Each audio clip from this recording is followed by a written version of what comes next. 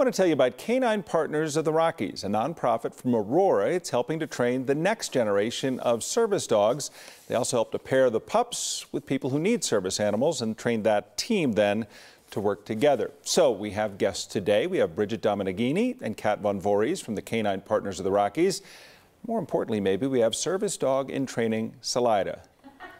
See, that's the kind of training I like right there. Just lay down, take it easy. That's beautiful. Bridget, first let's start with you. Tell us a little bit about what goes into all of this, because we're looking at Salida. She's 2 now. How long does it take to get a dog trained to be a proper service dog? Usually about 2 to 2.5 years. So we start out with our volunteer puppy raisers, and we get the puppies from a breeding cooperative that we're a part of, and we get them when they're about 8 to 11 weeks old. And then they spend the next 2 years with their volunteer puppy raisers and in training classes with our trainers, and then they're eventually matched with their handlers. And Kat, I see the please don't pet me, I'm working that we see oftentimes on a service dog out in public. How important is that people, when they see that, realize that the dog is actually learning to be a service dog? It's incredibly important. So the service dogs are trained to focus on their handler and to perform a task to make that handler's life easier and to give them more independence. So if you see a dog out in public and they have a vest that says do not pet, if you ignore the vest and decide to pet the dog, you might be putting their handler at risk by distracting the dog from their job. So talk about how a service dog is trained, because I imagine in some cases we're talking about someone who's visually impaired, someone who might be physically impaired. Are they trained specifically for that partnership? Yes, so many of our dogs are trained for mobility service, so that tends to be for somebody who might be using a wheelchair.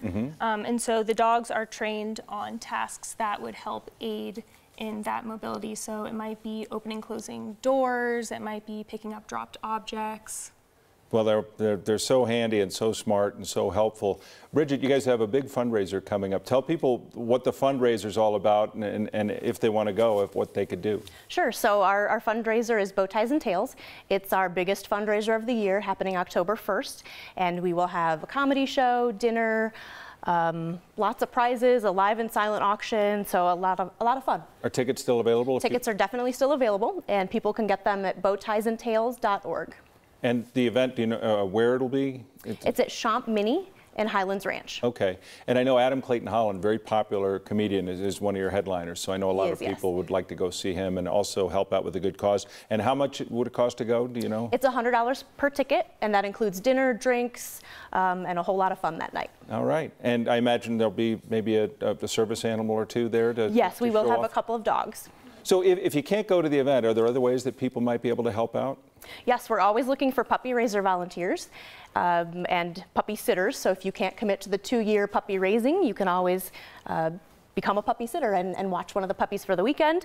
You can always volunteer at our events, or just you can donate online anytime. And what's the website? CaninePartnersOfTheRockies.org. CaninePartnersOfTheRockies.org. Well, Kat, Bridget, thanks so much for coming in.